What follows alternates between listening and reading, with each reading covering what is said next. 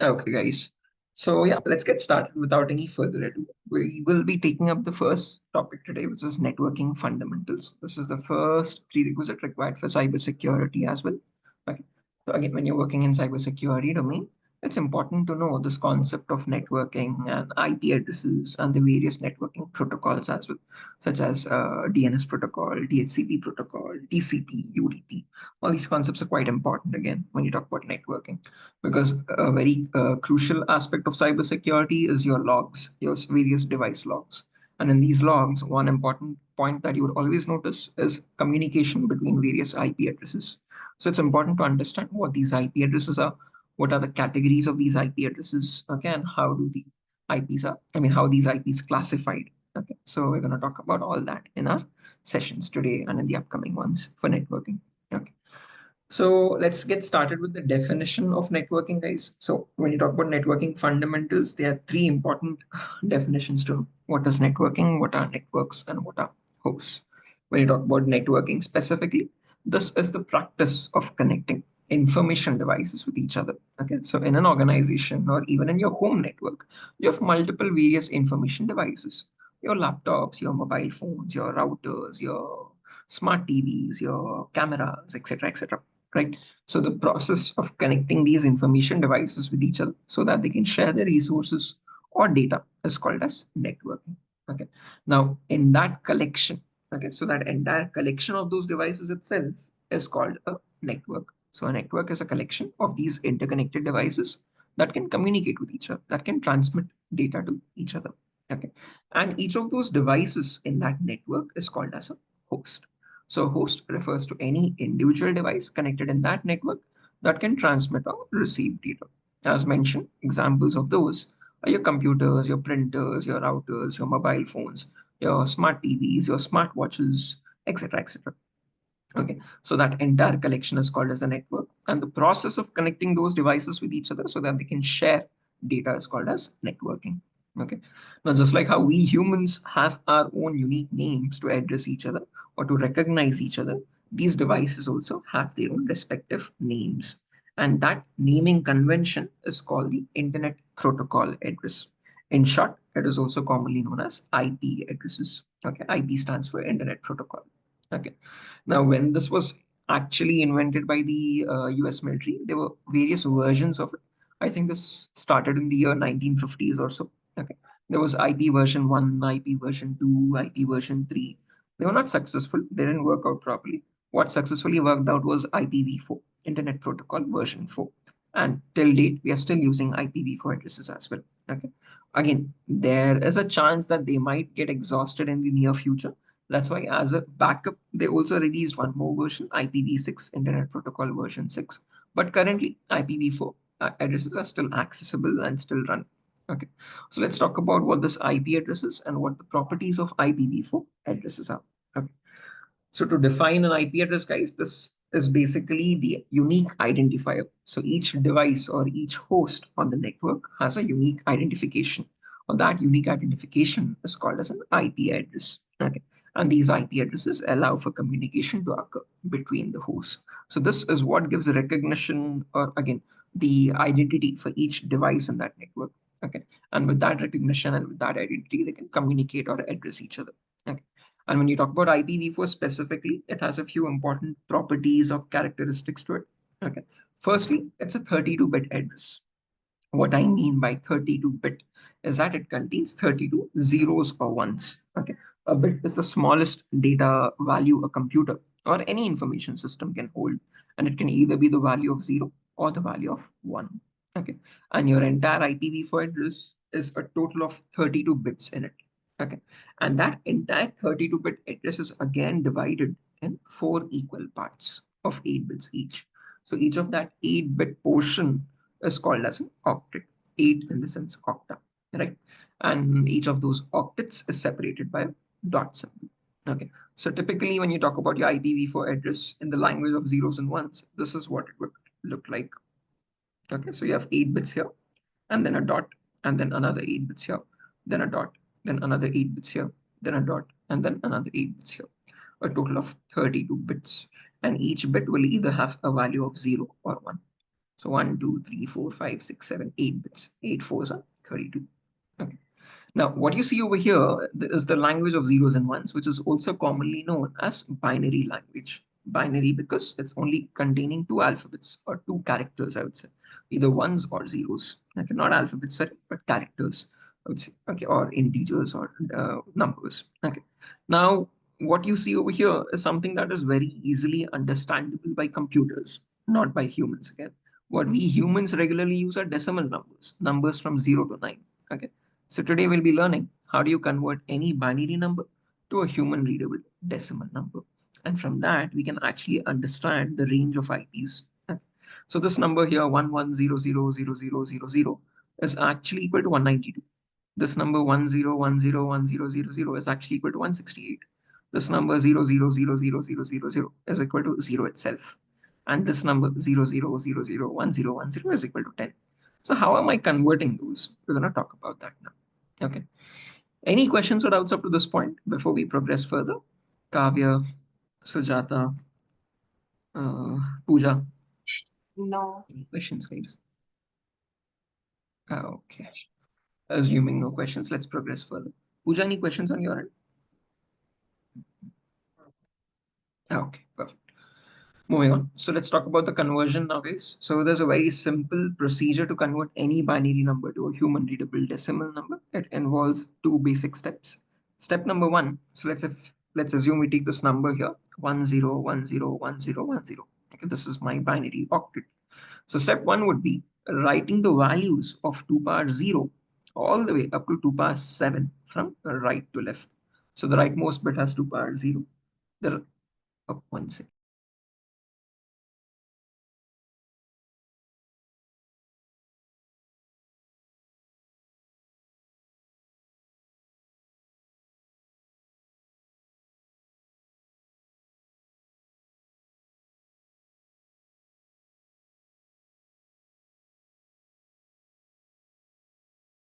Apologies about that. Coming back to this as mentioned. So the first, again, as mentioned, this is my octet here. Now if I had to convert this octet into, into a decimal number, step number one is you write down the values from 2 power 0 all the way up to 2 power 7. So 2 power 0, 2 power 1, 2 power 2, 2 power 3, 2 power 4, 2 power 5, 2 power 6, and 2 power 7. Okay. Once those values are written down, you then multiply the lower value with the top. Now you might have a question, why specifically 2 power? Why not any other number? This is a binary number, only two possibilities, 1 or 0. Hence you have 2 power everything. Okay. So once those values are written, you multiply the lower value with the top bit and keep on adding it till the end. So 2 power 0 into 0 plus 2 power 1 into 1 plus 2 power 2 into 0 plus 2 power 3 into 1 plus 2 power 4 into 0 plus 2 power 5 into 1 plus 2 power 6 into 0 plus 2 power 7 into 1. Okay. Now to convert this, to calculate this, you need to know these values first. Let me write down the values as well. Anything to the power 0 is simply 1. So 2 power 0 is 1. 2 power 1 is 2 itself. 2 power 2 is 2 into 2, that's 4. 2 power 3 is 8. 2 power 4 is 16. 2 power 5 is 32. 2 power 6 is 64. And 2 power 7 is 128. Okay. So now since you have these values, you can substitute them here. 2 power 0 into 0. That's 1 into 0, which is 0 itself. 2 power 1 into 1. 2 power 1 is 2. So 2 into 1, that's 2. I hope it's visible, guys. Let me use a marker. Yeah, 2 power 2 into 0. 2 power 2 is 4. So 4 into 0, 0 again. 2 power 3 into 1, that's 8. 2 power 4 into 0, 0 again. 2 power 5 into 1, 32. 2 power 6 into 0, 0 again. 2 power 7 into 1, 128. If you add all this up, 128 plus 32 plus 8 plus 2, that would give you the number 170. Okay.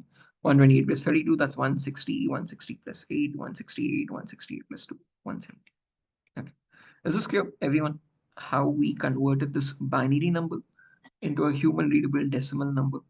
Any questions regarding this? Anyone? Yeah, okay. No. Perfect. So again, when we humans read the number 170, the computer reads it as or understands it as 10101010, something like 1 is high frequency and 0 is low, let's say. So high, low, high, low, high, low, high, low. So when that exact sequence of frequencies flows through a computer, it understands it as the number 170. Okay. Just as a few more examples, guys, let's have two other numbers, 0 1 0 1 0 1 0 1 and 1 1 1 1 1 1 1. Okay. So if we had to convert these, same logic again, 2 power 0 into 1, that's 1. 2 power 1 into 0, 0. 2 power 2 into 1, that's 4. 2 power 3 into 0, 0. 2 power 4 into 1, 16. 2 power 5 into 0, 0. 2 power 6 into 1, 64. 2 power 7 into 0, 0. If you add all that up, you get the number 85. So in human readable language, it's 85. In computer readable language, it's 0 1 0 1 0 1 0 1. Okay. And if we take the number with all ones, you just add everything up. 128 plus 64 plus 32 plus 16 plus 8 plus 4 plus 2 plus 1. And that would give you the number 255. Now, the question that arises here is, why am I explaining you all this? Now, if I had to get the range of IP addresses, guys, I can simply get it by putting the first IP with all zeros and the last IP with all ones. Because the least number possible is when I put all zeros in the binary values. And the maximum number possible is when I put all ones. So if I had to get the first IP, I get it with 0, 0, 0, 0.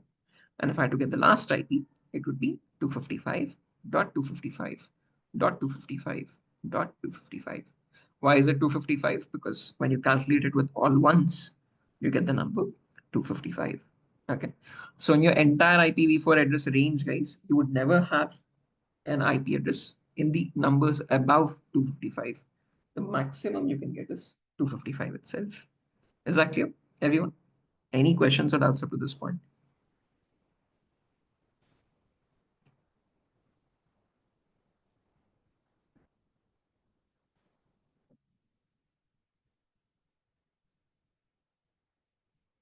Pooja, any questions? Kavya, any questions?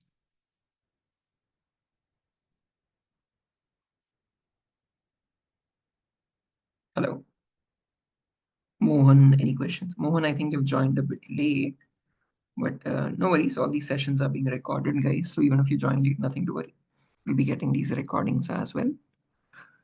Okay. Sujata, any questions? No. Perfect. Right, moving on. Now, how many IP addresses do we have in total, guys? So we know the first IP, we know the last IP. How many IPs are there in total? So if you want to get that answer, you can notice every bit here has two possibilities, 0 or a 1. So two possibilities here, 2 next, 2 next, 2 next. Like that, you have 32 bits.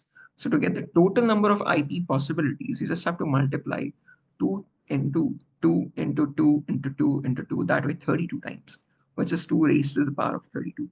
And that would be 4.3 billion IP addresses approximately. Okay.